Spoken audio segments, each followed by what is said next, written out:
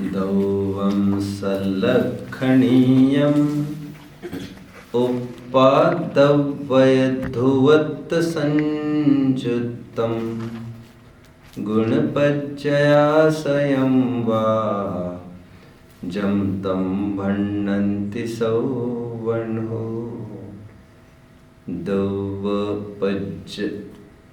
पज्जय विजुतं दौवं दौवविजुत्ताय पच्चयानत्थि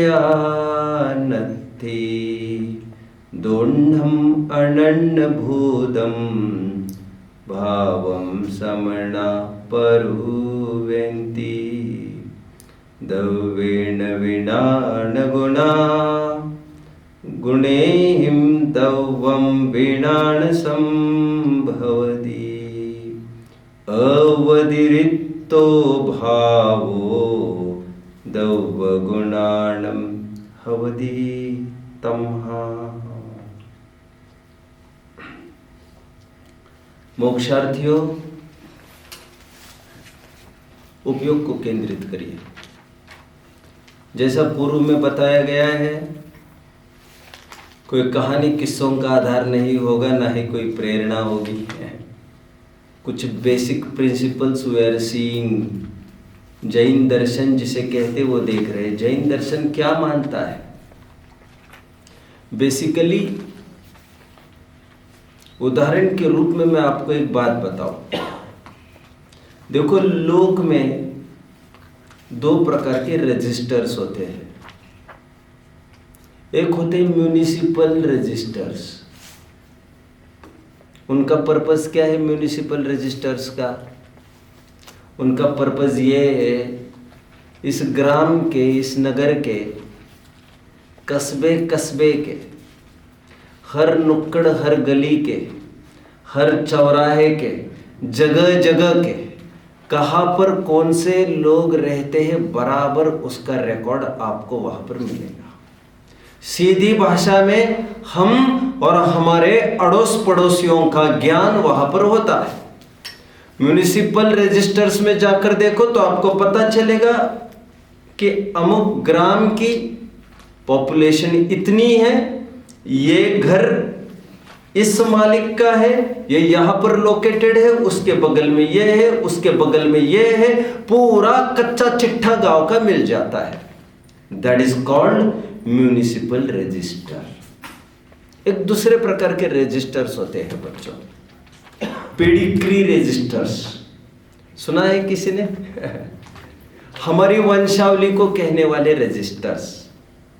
कभी अनुभव शायद आया होगा आपको, आपके घर में कोई लोग आए हो रजिस्टर लेके और उन्होंने ये कहा हो आप आपका नाम लिखा दो, तो उससे क्या होगा? और 500 रुपये भी दे दो, 1000 रुपये भी दे दो, और इससे क्या होगा? नहीं कह रहे, हम आपकी वंशावली सुरक्षित रखेंगे।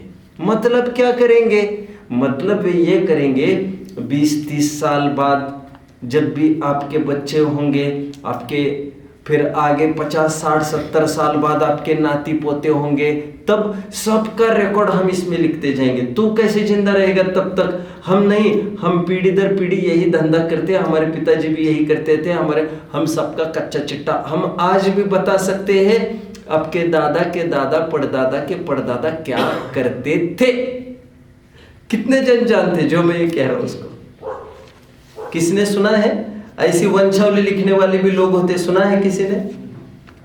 सुना है? ओके, वेरी गुड, ठीक है। दो प्रकार के रजिस्टर्स की मैं बात कर रहा हूं बच्चों फिलहाल। कौन कौन से रजिस्टर्स की? एक म्यूनिसिपल रजिस्टर्स और दूसरी पेडिग्री रजिस्टर्स। ये पेडिग्री क्या करते हैं? वंशावली को नापते हैं। ये म्यूनिसिपल क्या करते हैं? अड़ोस पड़ोसियों को बताते हैं। ठीक उसी प्रकार बच्चों, ठीक उसी प्रकार हमारे जैन वाङ्मय में, हमारे जैन शासन में दो प्रकार के ग्रंथ हैं। एक वे ग्रंथ है जो हमारे अड़ोस पड़ोसियों का ज्ञान कराते हैं, लाइक म्यूनिसिपल रजिस्टर्स। उन्हें कहते हैं आगम। जैसे पंचास्तिकाय संग्रह, एज द नेम सजेस्ट्स, नाम ही ये कह रहे इसमें पांचों अस्तिकाय के अर्थात 6 द्रव्यों के नाम और उनके फीचर्स मिलेंगे। पंचास्तिकाय संग्रह, द्रव्य संग्रह, जिसमें विश्व और द्रव्य के बारे में पूरी चर्चा मिलेगी। प्रवचन सार ग्रंथ है हमारा, जिसका ज्ञेय तत्व प्रज्ञापन। मैंने कुछ प्रोमिनेंट ग्रंथ के नाम आपके सामने रख दिए। ये ग्रंथ कैसे है? Like municipal registers. हम जहाँ पर रहते हैं उसका पूरा कच्चा चिट्ठा जानकारी हमें दे देते हैं। Layout, before purchasing a plot हम केवल प्लॉट ही नहीं देखते, नॉर्थ ईस्ट वेस्ट सब कुछ देखते हैं, तो प्लॉट की महिमा आती है हमें। ठीक उसी प्रकार सीधा हमारा स्वरूप न बताकर सीधे अड़ोस पड़ोसियों की पूरे ग्राम की व्यवस्था पूरी बताने की जैसी कला आगम की हुआ करती है। यह आगम की बात हुई। सुबह बनारसी दास जी की भाषा में मैंने आगम की क्या परिभाषा कही थी बच्चों? वस्तु का स्वरूप सो आगम। वस्तु का स्वरूप सो आगम मतलब वस्तु यहां पर मतलब द्रव्य, जिसमें सभी द्रव्यों का स्वरूप बताया जाए वह आगम, और जिसमें आत्मा का ही अधिकार हो, आत्मा ओरिएंटेड चर्चा हो, आत्म सेंटर्ड चर्चा हो, जिसका कोर, जिसका मूल इसेंस आत्मा हो, उसकी बात आए तो उसे कहते हैं अध्यात्म। जैसे योगसार, परमात्मा प्रकाश, और विशेष प्रोमिनेंट ग्रंथ हमारा समय सार, उसकी आत्मख्याति टीका आदि, जो आत्मा के ही इर्द गिर्द में घूमते हैं। मैं सुबह का ही फिर से रिकैप कर रहा हूं नए शब्दों में। आगम में 6 द्रव्यों का अच्छा वर्णन होता है, इंफॉर्मेटिव होता है, डिस्क्रिप्टिव होता है। वो उसमें बहुत प्रेरणा को गुंजाइश नहीं रहती है। आत्मकल्याण का उपदेश देने का सीधी बात नहीं हुआ करती उसमें। हाँ, आत्मा की बात थोड़ी बहुत आ जाती है, लेकिन आत्मा की पुठी रहती है, उसमें गौणता रहती है, मुख्यतः इंफॉर्मेशन की रहती है 6 द्रव्यों की, जो हम अभी देखने वाले हैं, देख ही रहे ये चैप्टर। और अध्यात्म में मुख्यतः से आत्मा की ही बात मिलेगी। अब समय सार की तीसरी गाथा उठाओ तब भी वहां पर आत्मा के गीत है, चौथी गाथा उठाओ आत्मा के गीत है, पांचवी गाथा उठाओ आत्मा के गीत है, छठवीं गाथा उठाओ आत्मा के गीत है। मैंने पहली 2 गाथाएं नहीं कही, इसका मतलब ये नहीं कि उसमें आत्मा के गीत नहीं है। जीवोच्चरित दंसन दूसरी गाथा का तो प्रारंभ ही जीव से है। जो जीव आत्मा में स्थित है वो स्व समय है, जो पर में स्थित है वो पर समय है। सभी गाथों में आत्मा की चर्चा मिलेगी। मैं ये नहीं कह रहा हूं वहां पर 6 द्रव्यों की चर्चा मिलेगी ही नहीं, मिलेगी तो, लेकिन नहीं के बराबर एकदम इग्नोर करके बात की जाती है, निग्लिजिबल चर्चा होती है वहां पर 6 द्रव्यों की, वो भी इसी रूप में कि आत्मा पुद्गल नहीं होता, आत्मा धर्म नहीं होता, आत्मा अधर्म नहीं होता, आत्मा आकाश नहीं होता, आत्मा काल नहीं होता, बस खत्म। आकाश का परिचय आकाश की तरफ से नहीं दिया जाता वहां पर आकाश का परिचय इस कदर दिया जाता है, यह आत्मा नहीं, मतलब आत्मा को ही हीरो बनाया जाता है। मैं इन शॉर्ट आपको कहूँ, जैसे रामायण पढ़ते समय उसका मूल नायक, उसका हीरो राम ही हुआ करता है। बीच में सुग्रीव भी आएगा, नल भी आएगा, नील भी आएगा, टोटी भी आएगी, पाइपलाइन, वो तो सब आते रहेंगे, लेकिन मूल फोकस राम का है, क्योंकि दैट इज रामायण। एक आध पात्र कोई मिस कर जाए, एक आध ज्यादा दिखाए तो उससे फर्क नहीं पड़ता, लेकिन रामायण में राम ही नहीं दिखाए तो काम कैसे चलेगा? तो ठीक उसी प्रकार मुख्यतः और गौणता की अपेक्षा आपको समझना चाहिए। एक विषय तो यह हुआ बच्चों। सुबह आज विश्व की परिभाषा हुई, जिसमें मैंने आपको कहने की कोशिश की विश्व मतलब अनेक, अनेक का समूह, और द्रव्यों के समूह को विश्व कहते हैं, ऐसा मैंने कहा। अनेक, अनेक किसका समूह? द्रव्यों का। द्रव्यों के समूह को विश्व कहते हैं। इस बात का भली भांति खंडन किया गया कि विश्व एक है। इस बात का खंडन किया गया कि हम किसी के अंश हैं, हम स्वतंत्र 100% एंटिटी है, मैं किसी की सत्ता का अंश नहीं हूं, मैं स्वयं पूर्ण सत्तावान पदार्थ हूं। ए मालिक तेरे बंदे हम। इस दर्शन में ना ही अंश बने की कल्पना है, ना किसी के बंदे की कल्पना है। ए बंदे तू ये क्यों भूल गया, तेरी वही जात है जो सिद्धों की जात है, तेरी वही बात है जो सिद्धों की बात है, तेरी वही औकात है जो सिद्धों की है। ए बंदे तो क्यों भूल गया, खुद ही को भूलकर दौड़े खुदा के पास। नादान आसान को छोड़कर मुश्किल को ढूंढते हैं, मुश्किल में ढूंढते हैं, उलझते हैं। और सर्वत्र ये कहने की कोशिश की गई है जैन दर्शन में कि अप्पा सो परमाप्पा, आत्मा ही परमात्मा है। विश्व की परिभाषा हमने देखी बच्चों, द्रव्यों के समूह को विश्व कहते हैं। इसके बाद कौन से मत का खंडन कर रहा था मैं जोर शोर से यहां पर सुबह, कोई बताएगा मुझे? बोलो। सर्वव्यापी अद्वैत ब्रह्म। सर्वव्यापी के लिए मुझे इस समय में कोई शब्द ख्याल में नहीं आ रहा है बच्चों, इंग्लिश का कोई वर्ड, कभी पढ़ा तो होगा ही मैंने, लेकिन मैंने अद्वैत का एक पर्यायवाची शब्द बोला था, नॉन ड्वेल, ऐसा वे कहते हैं, वन, एक, एको ब्रह्म द्वितीयो नास्ति। इसके बाद हम द्रव्य की तरफ स्विच किया था। हमने द्रव्य की परिभाषा करते समय मैंने सबसे पहले आपको पूछा था द्रव्य की रिलेटिव परिभाषा क्या है। रिलेटिव परिभाषा मतलब विश्व की परिभाषा हमने की, उससे द्रव्य की परिभाषा क्या निकल आएगी ये मैं पूछ रहा था। तो मैंने क्या परिभाषा बताई थी, कोई बताएगा? सभी जन नीचे देखकर बोलते तो फिर पूछने का मन नहीं होता। अरे नीचे देखा है? नहीं, फिर नीचे देखने वालों से मजा आता है थोड़ा समझने में, फिर किसी से नहीं बनता तो देखने वालों से पूछ लेता मैं, लेकिन बिना देखे वाले हाथ ऊपर करो तो अच्छा लगेगा। हाँ बोलो। विश्व की इकाई को, विश्व की इकाई को। अब व्हाट इज इकाई समझ लीजिए बच्चों। इकाई is unit, unit. What is unit? Unit को भी समझ लीजिए। जैसे भारत की करेंसी क्या है? रुपी। भारत की रुपीज नहीं बच्चे, rupee, rupee. Unit, unit we are talking about. How you are talking in plural? You should talk in singular. We are talking about unit. Unit कहते हैं इकाई को, एक को है।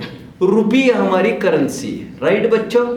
अभी देखिए टेक्निकली हम यदि समझे इस बात को, वैसे 50 पैसे चलते हैं अभी, खत्म हो गए, खत्म, अच्छा हो गया, अच्छा हो गया। ये खत्म होने के लिए ही थे। हमारे टाइम पे बच्चों हमने 5 पैसा भी देखा है।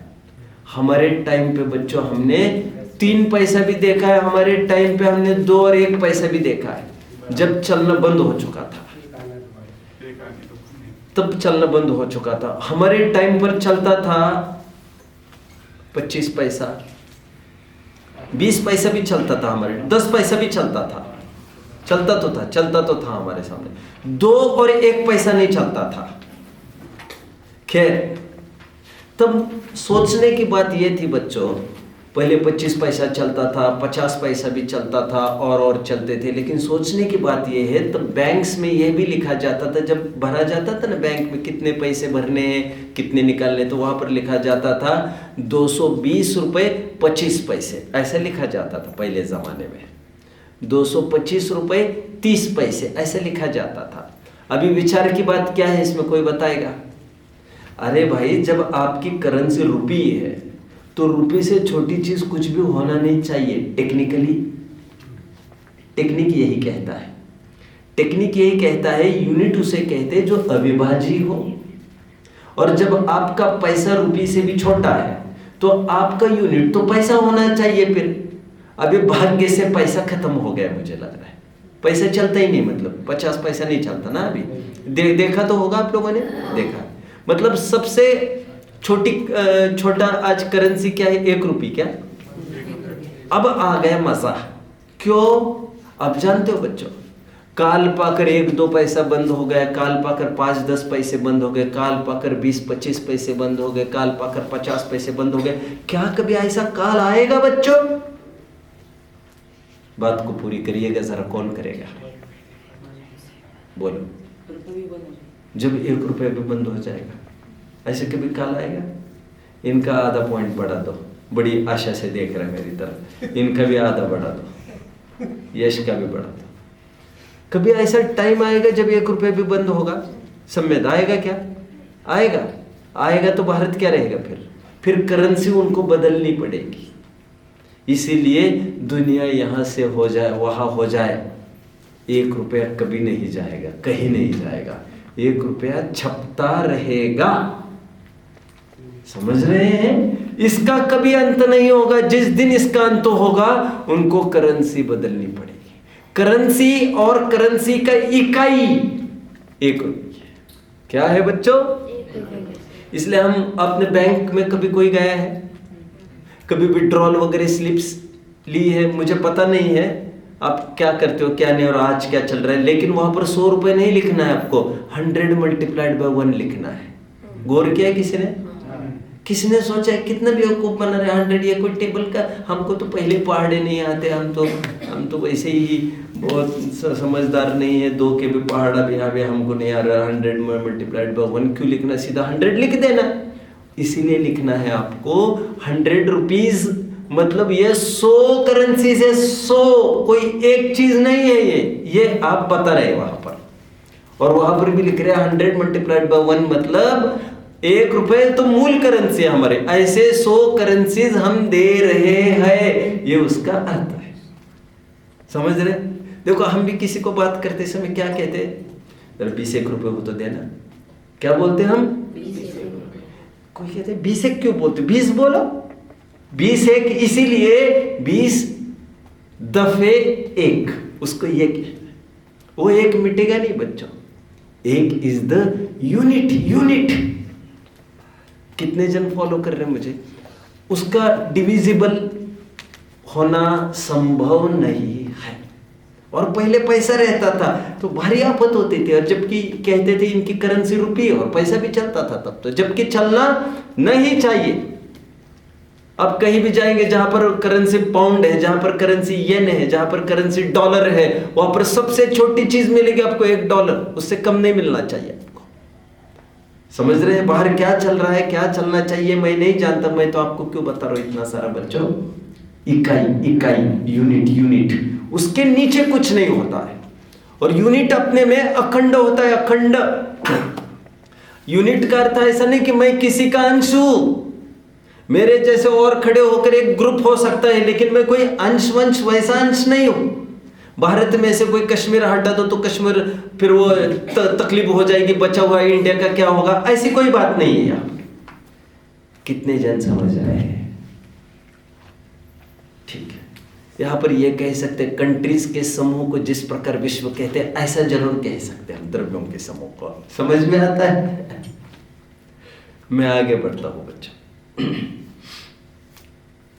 मैंने सुबह विश्व की परिभाषा करने के बाद द्रव्य की परिभाषा की, जो इन्होंने बहुत अच्छे से उसका उत्तर दिया।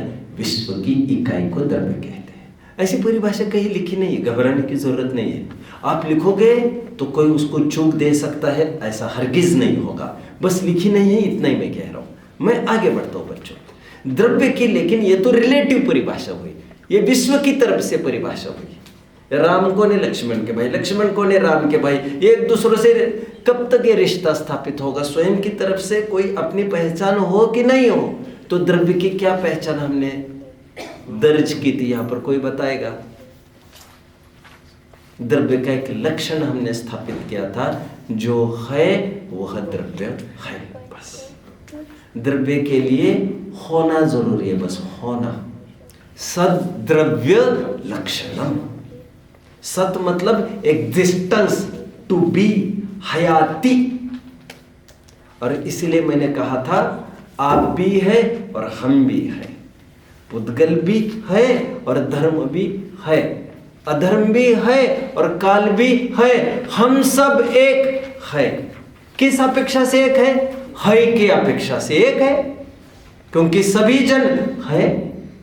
ये सुबह काफी चर्चा चली। सत ये द्रव्य का लक्षण बताया गया, और जो असत है वो द्रव्य नहीं हो सकता, क्योंकि असत न प्रत्यक्ष का विषय बनता है और ना ही अनुमान का, अथवा न ही परोक्ष ज्ञान का। जो प्रत्यक्ष अथवा परोक्ष ज्ञान का विषय बने ज्ञान का विषय बने मतलब उसकी सत्ता है और मतलब वो द्रव्य है। लेकिन गधे के सींग, कछुए के रोम हुआ नहीं करते। शशक के सींग, शशक मतलब समझ में आ रहा है, खरगोश के सींग हुआ नहीं करते। वंध्य के पुत्र हुआ नहीं करते। ये कल्पना है, असत है, ये असत है। क्योंकि अनुमान से भी इसकी सिद्धि नहीं होती है, प्रत्यक्ष से तो किसी ने कभी देखा ही नहीं है। यहां तक हम आए थे बच्चों। आज थोड़ा मैं और आगे बढ़ूंगा। ये रिकैप मैंने ब्रीफ इसीलिए करना जरूरी समझा, ये थोड़ा टेक्निकल एंड दार्शनिक विषय चल रहा है। दार्शनिक मतलब फिलोसॉफिकल सब्जेक्ट चल रहा है। दर्शन मतलब फिलोसॉफी, विचारधारा, what we think that is philosophy. कितने जन समझ रहे हैं? वैसे फिलोसॉफी का शाब्दिक अर्थ है लव टुवर्ड्स नॉलेज, ज्ञान के प्रति प्रेम करना, दैट इज फिलोसॉफी। रियली ऐसा है। फिलोसॉफी मतलब दर्शन, और जानने का प्रेम करना मतलब क्या, किसके प्रति, मतलब कौन सा मत क्या मानता है, इसके ज्ञान के प्रति अटैचमेंट होना, दैट इज फिलोसॉफी। और जिसका अटैचमेंट है ही इज अ फिलोसोफर। जिसको निरंतर जानने की इच्छा है, ये क्यों, ये कैसे, ये क्या, ये क्यों, ये निरंतर जिसको वहां की आदत है, ही इज अ फिलोसोफर। आगे बढ़ता हूं मैं। द्रव्य की और एक परिभाषा भी आपके सामने रखने जा रहा हूं। काफी परिभाषाओं की वैसे मैं चर्चा करता रहूंगा। दरअसल हम चाहते द्रव्य की परिभाषा अपनी तरफ से कुछ हो। दो परिभाषाएं हमने देखी, दूसरी परिभाषा थोड़ी दमदार तो मिली है हमें, सद्रव्य लक्षणम, जो है वो द्रव्य है। लेकिन ऐसी परिभाषा आपको किसी ने पढ़ाई ही नहीं आज तक, मैं क्या करूं। लेकिन यह परिभाषा पहले में पहली परिभाषा है, पहले दिन की पढ़ाई। गुरुजी ठीक कह रहा हूं मैं? आगे बढ़ते हैं। द्रव्य की और एक परिभाषा भी देखते हैं बच्चों। गुण समुदायो द्रव्यम, गुणों के समूह को द्रव्य कहते हैं। ये आलाप पद्धति का सूत्र मैंने बोला। गुण समुदायो द्रव्यम, गुणों के समुदाय को द्रव्य कहते हैं, गुणों के समूह को द्रव्य कहते हैं। अभी परिभाषा का थोड़ा एक्सकैवेशन करते बच्चों, थोड़ा ध्यान देंगे। ये परिभाषा पहली बार कितने जन सुन रहे हैं? गुणों के समूह को द्रव्य कहते हैं। जरा बोल के दिखाना मुझे। गुणों के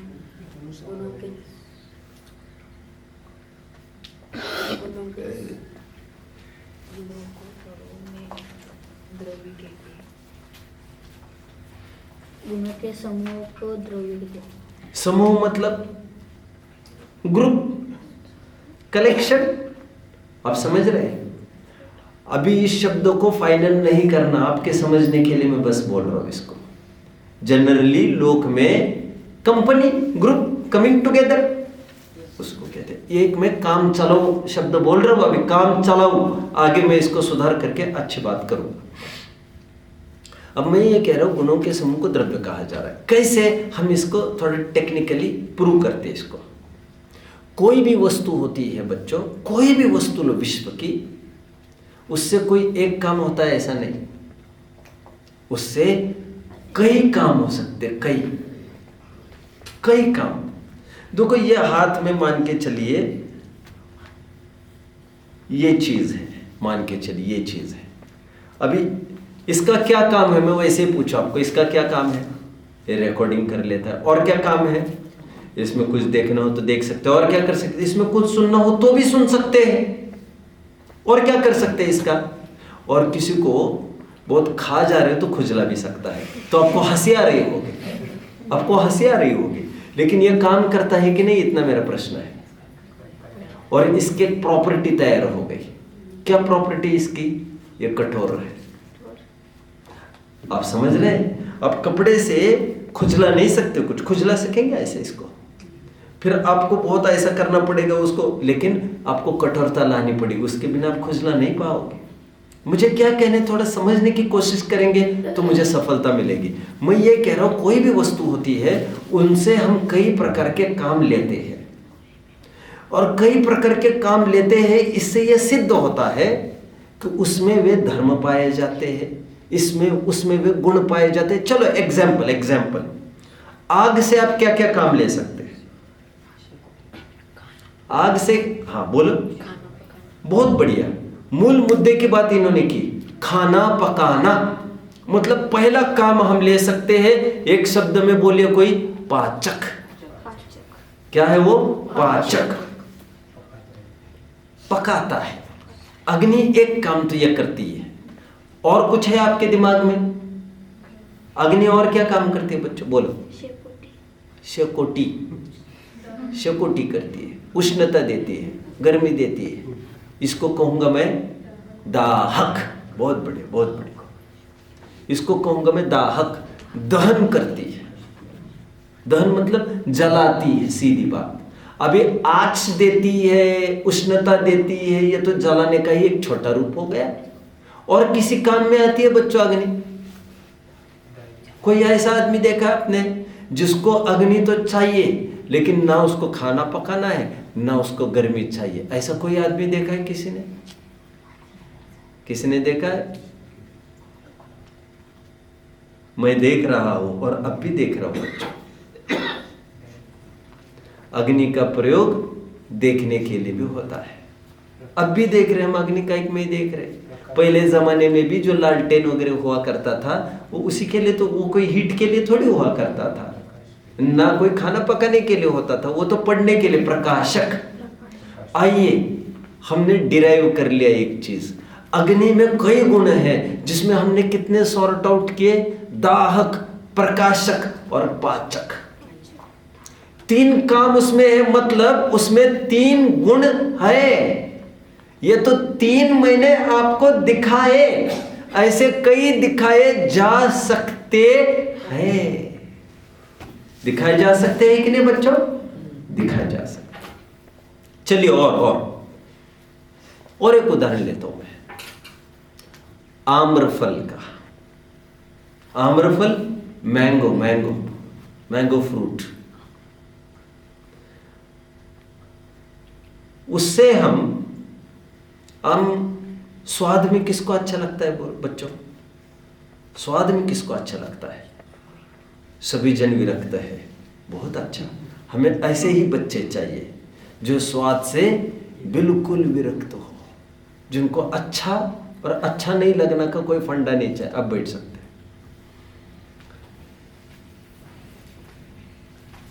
कोई ऐसे भी लोग आप लोगों ने देखे हैं जो आम के कलर को भी देखना लाइक करते हैं।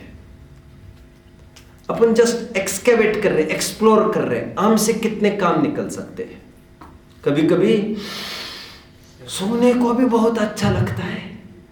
कुछ लोग वही पास में अपना अपना काम करते हैं। ऐसे लोग देखे आप लोगों ने? नहीं देखे। किन्हीं लोगों को। और आम दिखने को भी किसी को अच्छे लगते हैं। किसी को छूने को भी अच्छे लगते हैं। छूकर हम स्पर्श भी कर सकते हैं उसका, ये कड़क है, नरम है, आदि। इनसे इतने प्रकार के काम ले सकते हैं। इसका मतलब समझ रहे हैं आप? इसका मतलब ये हो गया कि इस आम में इतने सारे गुण है।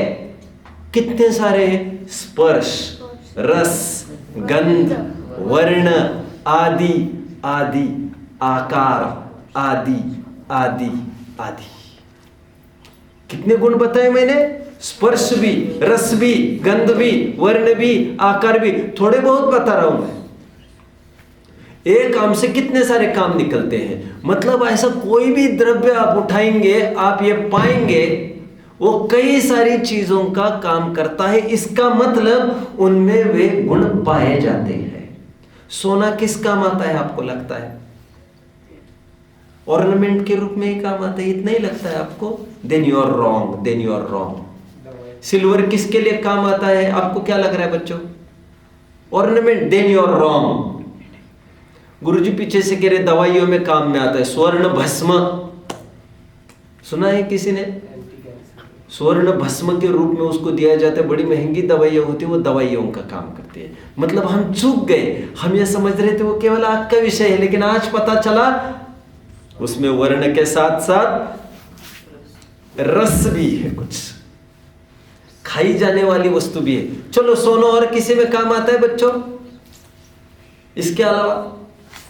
अरे कितने ही कंडक्टर्स बनाने में, इलेक्ट्रॉनिक जितने भी गैजेट्स होते हैं उसमें बनाने करने में कितनी भारी मात्रा में इसका प्रयोग होता है। मतलब इनमें तो हाँ बोलिए, राइट। इसको साइंटिफिक वर्ड्स में कहेंगे इट्स मलिएबल, इट्स डक्टाइल।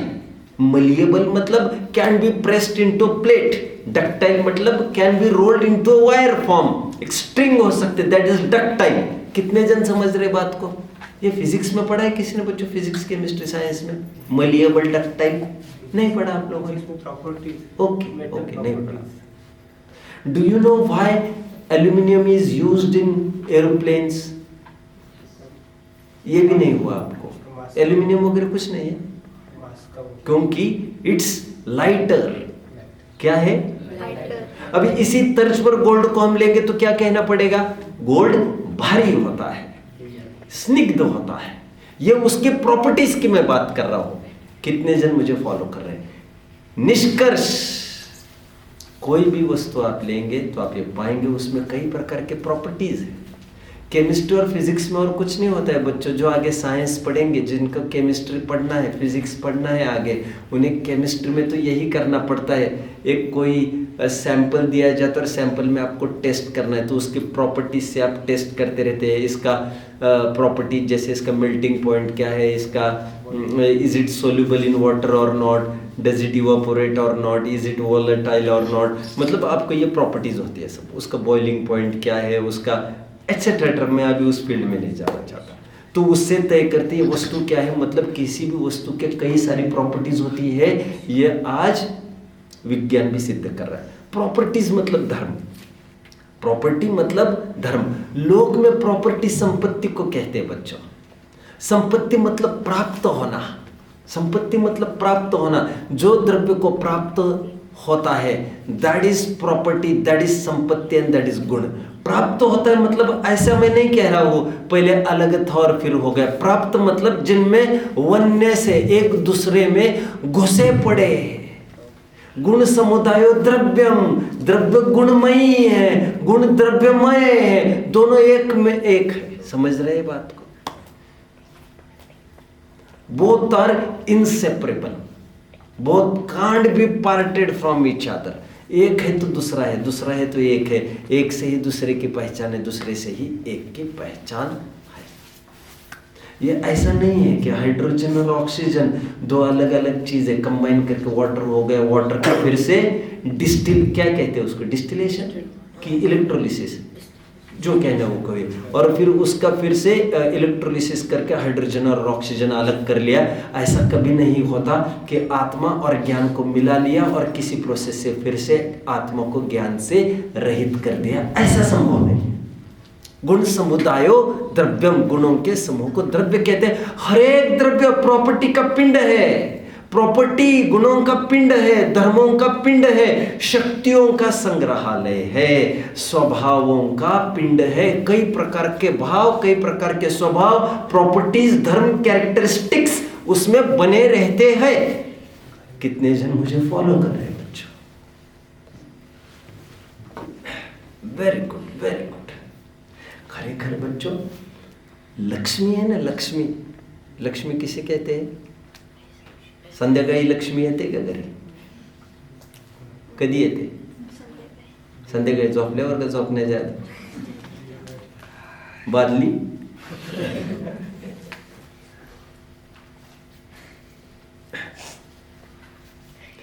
बच्चों लक्ष्मी ये जो शब्द है ना बड़ा प्यारा शब्द है।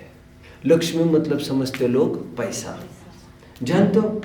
लक्ष्मी लक्ष्म धातु से बना, लक्ष्म, और लक्ष्म धातु लक्षण के अर्थ में प्रयोग होता है, और जो लक्षण होता है वो धन होता है। मतलब मैं क्या कहना चाहता हूं? मैं ये कहना चाहता हूं ज्ञान हमारा धन है, वेल्थ है, वही हमारी संपत्ति है, वही हमारी लक्ष्मी है। मतलब हर एक गुण द्रव्य की संपत्ति है, प्रॉपर्टी है, वैभव भी कहते हैं, ऐश्वर्य भी कहेंगे।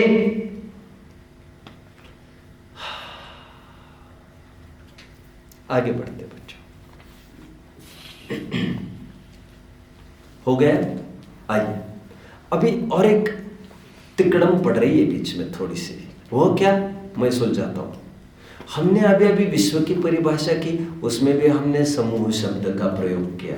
हमने द्रव्य की परिभाषा की, उसमें भी समूह शब्द का प्रयोग किया। लेकिन ध्यान रहे, दोनों जगह इस्तेमाल किए हुए समूह एकार्थवाची नहीं है, उन दोनों का भाव अलग अलग है। ये ठीक यमक अलंकार जैसा है, शब्द तो एक जैसा ही लगता है, लेकिन दोनों के आशय दोनों प्रसंगों में अलग अलग है। यमक अलंकार होता है बच्चों, यमक अलंकार। हाँ, एक हाथ बोलो बच्चों, कनक अलंकार वाला, कनक कनक के सौगुनी, सॉरी यमक अलंकार वाला। कनक कनक के सौगुनी मादकता, कनक कनक ते मादकता सो गुणी अधिकाई। ये पाए बौरात है, ये खाए बौरात है, वे पाए बौरात। कुछ समझ रहे हैं? एक कनक का अर्थ सोना, एक कनक का अर्थ धतुरा। धतुरा कितने जन ने देखा? धतुरा धतुरा नहीं देखा? ज्ञानी पाप धतुरा न बोए। नहीं सुना भजन भी आप लोगों ने? धतुरा काटे काटे रहते ना, उसको थोरनी रहते हैं, हरा हरा इतना रहता है, वो जहरीला रहता है, विषैला। लोग कहते हैं वो खाना नहीं, सेवन नहीं करना। शंकर जी को चढ़ाते। हाँ, शंकर जी को चढ़ाते हैं लोग।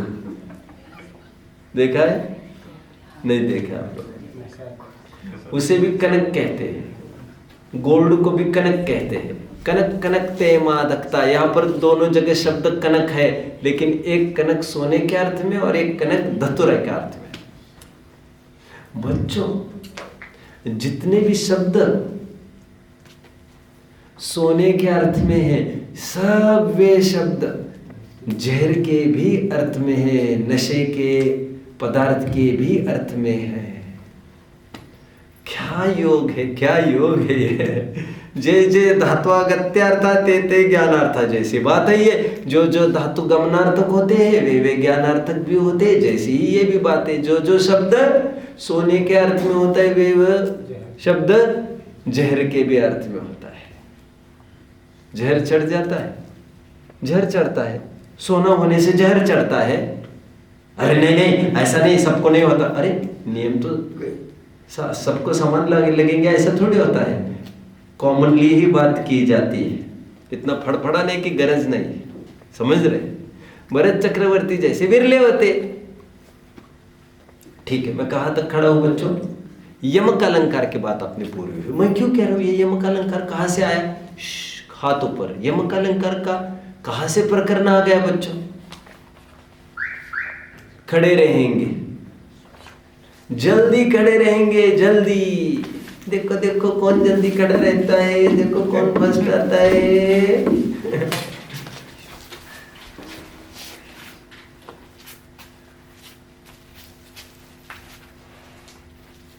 यमक अलंकार का प्रकरण घुसा कहां से आखिर? एक हिंट मिलेगी आपको, हिंट दो भाई, हिंट दो एक। हिंट दे रहा हूं मैं, हिंट ये दे रहा था मैं, एक ही शब्द दो जगह आया है लेकिन दोनों का भाव अलग अलग है। ये हिंट है, ये हिंट है। दोनों जन बैठ जाओ।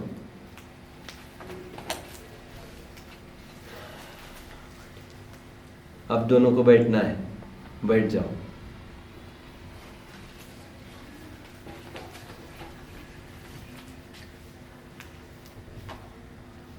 आपका वीक परफॉर्मेंस रहेगा तो कंटिन्यू नहीं कर पाओगे बेटा, आपको मेहनत करनी पड़ेगी।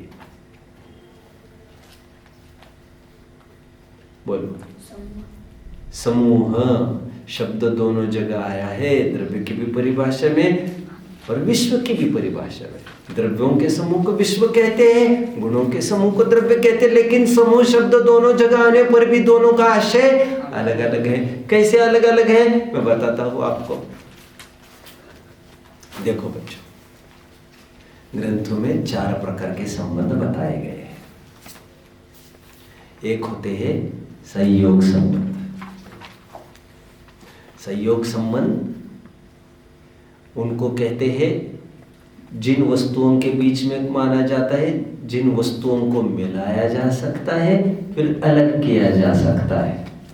जैसे गेहूं में कंकड़ मिलाए जाते हैं, प्रसंग आने पर उसको अलग भी किए जाते हैं। अथवा गेहूं में गेहूं तो मिल ही सकते हैं, गेहूं से भरा एक बोरा तो खड़ा हो ही सकता है, बोरे में गेहूं डाल भी सकते हैं, बोरे से गेहूं निकाल भी सकते हैं। लकड़ियों का स्टैक्स बन भी सकता है और लकड़ियों का बंडल, स्टैक मतलब बंडल, और उसको अलग अलग भी किया जा सकता है। यह संयोग संबंध हमारा और बीवी बच्चों का, मकान दुकान का, कपड़ों का संयोग सिद्ध संयोग संबंध है। संयोग संबंध हमने देखा था जीव अजीव पाठ में, आपको याद आ रहा होगा। ये दूसरे प्रकार के अजीव हमने देखे थे, याद आ रहा है? बीवी बच्चे आदि उदाहरण देखा था, जैसे कोई पागल रेगिस्तान में, जंगल में, याद आ रहा है? इन्होंने लिया था, आपके यश जी ने इसको लिया था स्वाध्याय में, और उनका ये कहना था यदि आपको बहुत अच्छा लगता है तो फिर जलाते क्यों आप उसको वही रखे रहो, डेड बॉडी को। ठीक है, संयोग संबंधी इसे कहते हैं। बीवी बच्चे माँ बाप अनेक अनेक स्थान से एक जगह आकर इकट्ठा हो जाते, फिर थोड़े टाइम के बाद भुर्र भुर्र भुर्र, आप उनको रोक नहीं पाते और कोई भी रोक नहीं पाता। जो मेले में पंथी जन मिली, नेह धरे फिरते, त्यो तरुवर पर रैन बसेरा, पंछी आ करते। गाते होंगे ना आप लोग तो मंगतराय के 12 भावना, नहीं? जो मेले में पंथी जन मिलने हधरे फिरते, त्यो तरुवर पे रैन बसेरा, पंछिया मिलते। कोस कोई दो कोस कोई, फिर थक थक के हारे, जाए अकेला हंस संग में कोई न परवारे। आते हैं चले जाते। संयोग संबंध किसके साथ है आपका संयोग संबंध? यश बोलो जल्दी, चलो आ जाओ, आप बोलो, बैठ जाओ।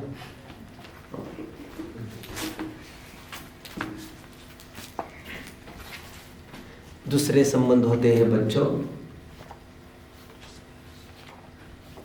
संश्लेष संबंध, जैसे दूध पानी का संबंध है, तो उनका भी ऐसा ही, मिलाए भी जा सकते, अलग अलग भी होते, बट उनको निकालना थोड़ा मुश्किल होता है। उतना आसान नहीं जितना कंकड़ को उड़ा के फेंक दिया, एक दिन में डिवोर्स ले लिया, ये ऐसी बात नहीं है। संश्लेष संबंध जैसे जीव का शरीर के साथ संबंध, 2 प्रकार के संबंध है। वो उतना सरल नहीं है जितना कपड़े उतार के फेंक दे वैसे शरीर के ही रख कर चले जाए, और ऐसा नहीं होता। तीसरा संबंध अयुत सिद्ध संबंध, माना यह पहले 2 संबंध जैसा दूर से एक साथ में आकर जुड़ते नहीं और अलग अलग नहीं किए जा सकते। जैसे ऊपर जैसी प्रॉपर्टीज बताइए ना, साथ में आना और फिर अलग भी होना, ऐसे इनमें प्रॉपर्टी नहीं होती। तो क्या होता है इनमें, जैसे शाखा और पेड़ अलग अलग तो हो जाते हैं ये तोड़ने पर, लेकिन अलग अलग जोड़े नहीं जाते, अलग वे साथ में एक रहते ही है, लेकिन इनका अलग होना देखा जाता है। अयुत सिद्ध संबंध, ये अयुत अयुत, युत मतलब सहित, जुड़ना। अयुत सिद्ध संबंध, ये पहले दो संबंध जितना नहीं है कि ये अलग अलग दो वस्तुओं को मिलाकर बनाओ भेल शिकंजी जैसा, ऐसा नहीं है, ये कुछ ऐसा नहीं है। इनको मिलाकर नहीं मिले ये शाखा और पेड़, लेकिन ये अलग अलग होते देखे जाते हैं। चौथा संबंध बच्चों, तादात्म्य संबंध, जैसे अग्नि उष्णतावत संबंध, तादात्म्य, उसमय, तन्मय, एक के बिना दूसरा नहीं रह सकता, अविनाभावी संबंध, जिसके बिना जो नहीं रह सकता, तादात्म्य संबंध, अविनाभावी संबंध। ठीक है बच्चों, जैसे अग्नि और उष्णता, जैसे द्रव्य और उनके गुण। अभी 4 प्रकार के संबंध मैंने बताए बच्चों। अब आपको मुझे बताना है समूह शब्द का अर्थ कहां पर कौन सा लिया जाए, मुझे बताइए जल्दी।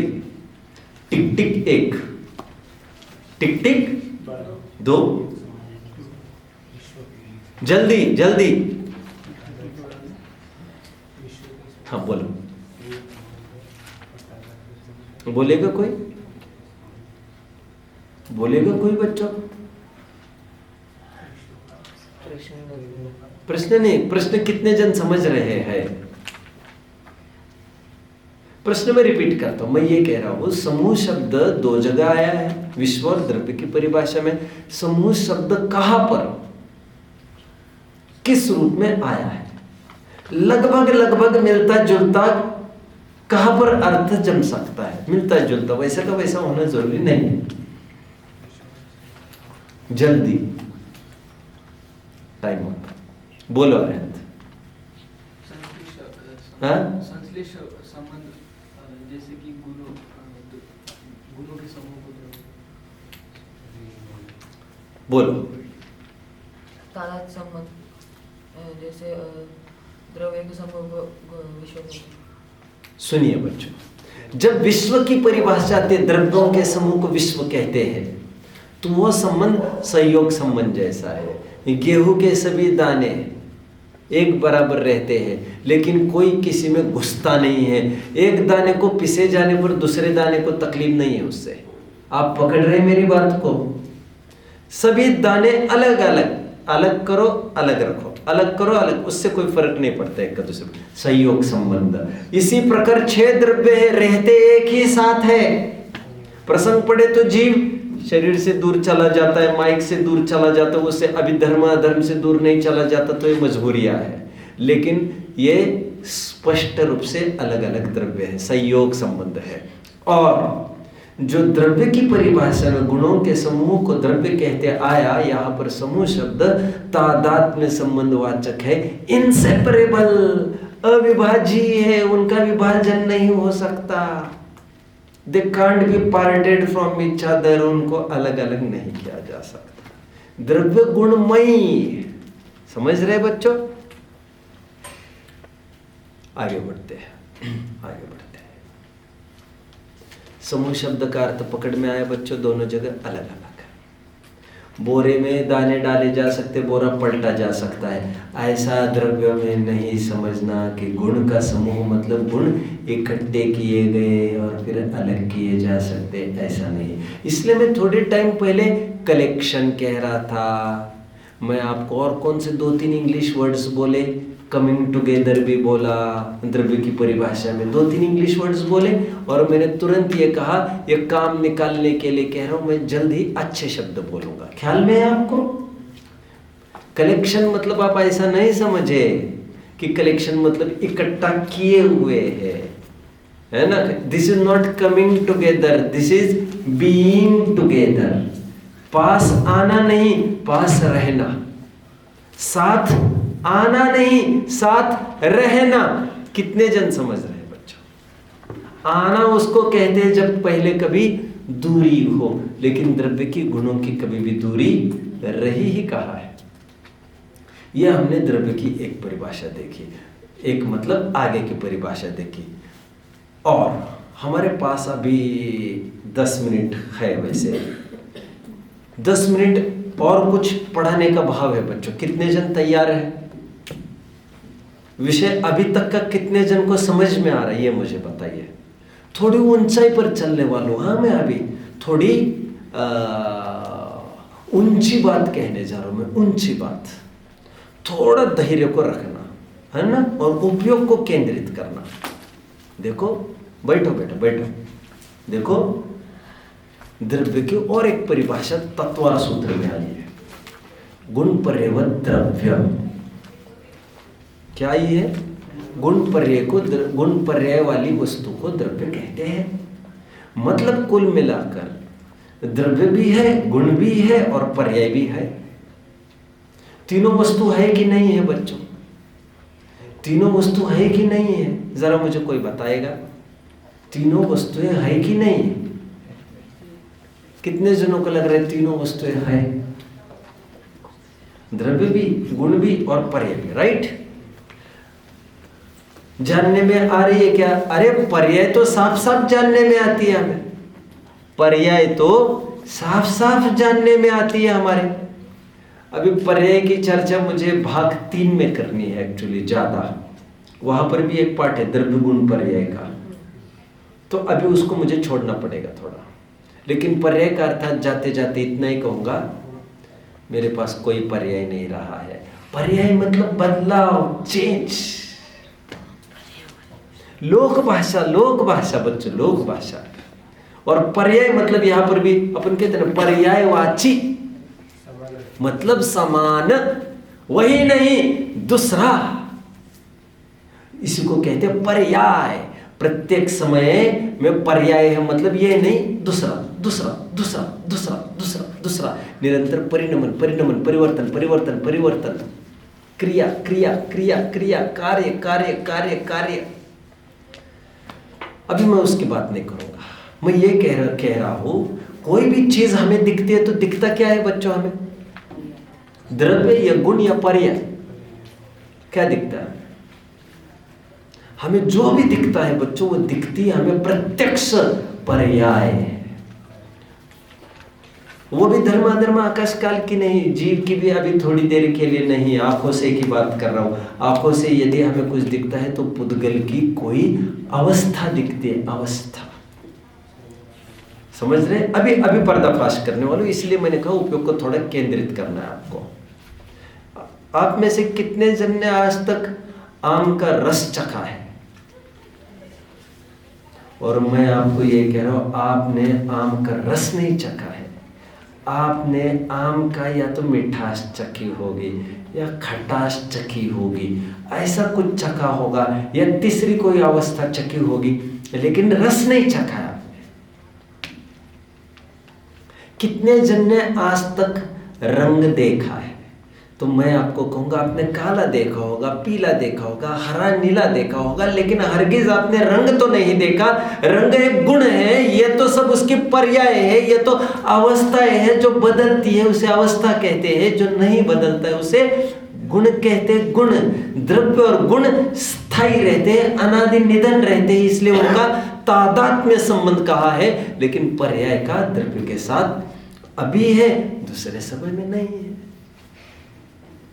कितने जन मुझे फॉलो कर रहे हैं बच्चों?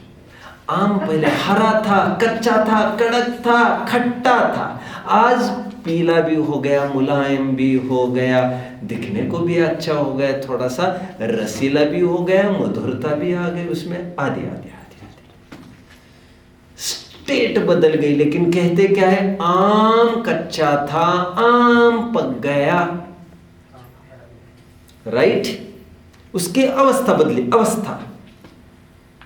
मैं ये कह रहा हूं, प्रत्यक्ष हम देखते पर्याय को है, और द्रव्य और गुण को अनुमान से जानते हैं। अनुमान काला पीला है, मतलब इसमें रंग तो होगा ही होगा। समझ रहे बच्चों मेरी बात को? समझ रहे? आगे बढ़ता हूं। अभी एक धर्म संकट में आज हम फंस गए, मुझे आपसे उत्तर चाहिए। मैं अभी तक ये कह रहा था, सत ये द्रव्य का लक्षण है, जो है वो सब द्रव्य है। मैं कल ये कह रहा था पूर्व कक्षा में, अभी मैं ये कह रहा हूं, द्रव्य भी है, गुण भी है, पर्याय भी है, तो जो है वो द्रव्य है, ऐसा तो ना कहा जाएगा। फिर क्या रास्ता निकलेगा? हमारे पास क्या रास्ता है? कौन बताएगा बच्चे? देखिए, इसके लिए आपके पास दो परिभाषा आपको पता होना चाहिए, द्रव्य भी सत, गुण भी सत और पर्याय भी सत। क्योंकि वे है ज्ञान का विषय बनते हैं। वो कोई वंध्या सुत जैसा, अथवा आकाश के फूल जैसा, अथवा खरगोश के सींग जैसा, गधे के सींग जैसा कोई काल्पनिक वस्तु नहीं है, वे है। इसीलिए तीनों को सत कहा। बट उसको क्या सत कहे? जो अभी है और फिर नहीं है। किसकी मजाल है जो कड़कती बिजली को पकड़ जाए? किसकी हिम्मत है जो अभी बादल में बने हुए हिरण के आकार को पकड़ कर दिखाए? किसकी हिम्मत है जो उड़ते हुए पक्षी की छाया को पकड़ कर दिखाए? अर्थात यह सब बहुत क्षण स्थायी है। आपकी पलक झपकी, गायब, गए। इसलिए कहा जाता है all the things are perishable, all the things are short lived, nothing is eternal and everlasting. कुछ भी हमेशा नहीं रहता, सब क्षण भंगुर है। आज जल बुदबुदा जैसा, पानी की क्या है वो लाइन, वो भजन में क्या था वो, जीवन का क्या विश्वासा क्या शब्द बोला, उदगल का क्या विश्वासा, जैसे पानी बीच पताशा। अभी आप पताशे को लेने यदि जाते हैं तो क्या होगा? हाथ में क्या आएगा आपके? कुछ नहीं आएगा आपके। पताशा तो थोड़ी देर के लिए रहता भी है, लेकिन जल बुदबुदा कैसे आएगा? जल में जो बबल हुआ है उसको कैसे हाथ लगाओगे आप? तो साहित्यिकों ने क्या कहा देखिए, तो बहुत गजब की और जबरदस्त बात कह रहा हूं। Please be focused. और जो आप सुन रहे हो बच्चों, वो अच्छे विद्वानों का भाग्य नहीं है, ये मानकर चलिए कान पर पड़ने जैसा। 100 साल भी निकल कर चले जाते, ये बेसिक कंसेप्ट्स क्लियर नहीं होते। ये मैंने आंखों से देखा है। मैं ये एक प्रश्न पूछा है आपको, धर्म संकट से बाहर कैसे निकले? और मैंने कहा एक तरफ अपन ये कह रहे थे कि द्रव्य सत है, वो द्रव्य है, और एक तरफ हम द्रव्य गुण पर है, तीनों को सत कह रहे। रास्ता कैसे निकलेगा? रास्ता मैं ये निकाल रहा हूँ, है तो तीनों, क्योंकि तीनों ज्ञान के विषय हैं, तीनों विद्यमान रहते। बट साहित्यकारों की, दार्शनिकों की, ज्ञानियों की इतनी सूक्ष्म दृष्टि रही कि उन्होंने ये जाना कि अरे जिसको हाथ लगाने जाए उतने में ही चला जाता है, उसको क्या होना कहना।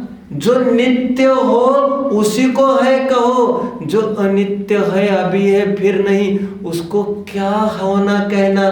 है और नहीं है बराबर, आज है चली जाएगी, उसमें क्या बात है भाई? उस पर क्यों इतना अपना अपना क्यों कहता रहना?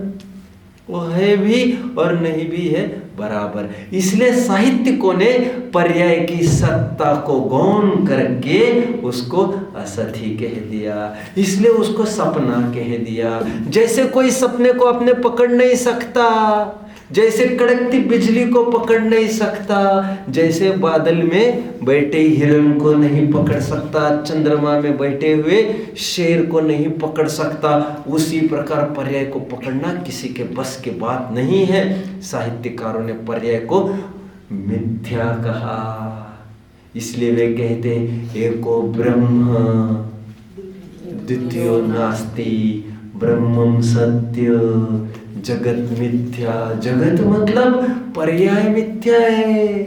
अहम एको खलु शुद्धो दंसनानमयो सदारुवि नवियथि मज्ज किंचवि अन्नम परमाणु में तंपि नवि होदि अपमत्तो न पमत्तो जान गो तुझो भावो। मैं प्रमत्त नहीं होता, मैं अप्रमत्त नहीं होता, मैं ज्ञानी नहीं होता, मैं अज्ञानी नहीं होता, मैं गोरा नहीं होता, मैं काला नहीं होता। माना ये गोरापन, कालापन, ये मनुष्यपना वैसा नहीं लगता होगा आपको जैसे कड़कती बिजली लगती है, जैसे लाइटनिंग कुछ लगती है, स्पार्क लगती है, वैसा नहीं लगता होगा आपको। लगता होगा ये तो 50-60 साल तक चल जाता है, ऐसा आपको लगता है। लेकिन ज्ञानियों ने सूक्ष्म दृष्टि से ऐसा जाना, वो पर्यायों के कलेक्शन से भ्रम होता है नित्यता का, लेकिन ये भी चला जाएगा। इसलिए पर्याय को गौण करके उसको असत कहा। और इसलिए इतनी सी ही बात रह गई कि जो सत है, जो सत द्रव्य है वही सत है। यहाँ पर सत का अर्थ स्थायी सत। ये सत असत पने के दो अर्थ है। जब पर्याय को असत कहा जाता है तो ऐसा नहीं समझ लेना कि जैसे गधे के सींग है ऐसा कुछ है ही नहीं। कल्पना कहा जाएगा, यह सब कल्पना है, पर्याय को कहा जाएगा, लेकिन वैसी कल्पना नहीं समझना। ये क्षणिक होने के कारण, ये भरोसा करने लायक नहीं होने के कारण ये बेवफा है, इस पर भरोसा मत करो, ये बताने के लिए उसको असत कह दिया गया। और अंत तो गत्वा बॉटम लाइन इतनी ही बना दी। एक काम करो, फिर इसको सत का अंश ही कह दो, अंश अंशी संबंध जुड़ जाएगा तो सब तो एक द्रव्य ही रहेगा। ठीक है कह रहे, ये बात जम जाएगी। इससे और एक बात सिद्ध होगी, गुण भी सत कहलाते थे, वो भी खत्म हो जाएगा मैटर, और वो सत के अंश बन जाएंगे, एक द्रव्य ही सत रह जाएगा। गुण समुदाय द्रव्यम का ये आशय है, और गुण परेव द्रव्यम का वो आशय है, और सब सत के लक्षण है। कितने जन मुझे पॉइंट टू पॉइंट समझ रहे हैं बच्चों? सती हो सकती है। कितने जन मुझे पॉइंट टू पॉइंट समझ रहे हैं? कितने जनों को मुझे कुछ डाउट पूछना है? कितने जनों को मुझे कुछ प्रश्न पूछना है?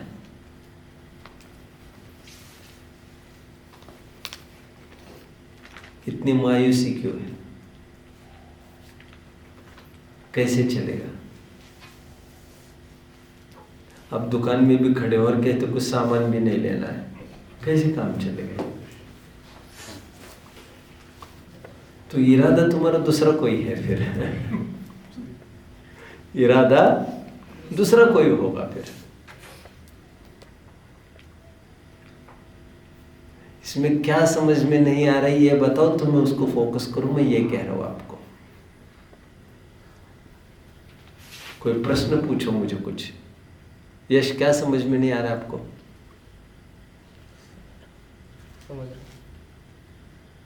क्या समझ में नहीं आ रहा विराज? कि ध्यान नहीं है? फिर मैं आपको क्या कर सकता हूँ? अरे हम क्या नहीं समझ में आ रहा है? हाँ? सत कैसे? जो है वो सत, वो है कि नहीं? तो सत कैसे का क्या प्रश्न है? वो है जो जो ज्ञान का विषय बनता है, जो प्रत्यक्ष अथवा अनुमान से सिद्ध होता है, वो है। प्रत्यक्ष ही होना जरूरी नहीं है, प्रत्यक्ष पर्याय ही है।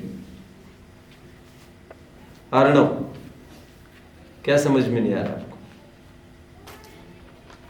हाँ? बिना ध्यान वाले कितने जन हैं?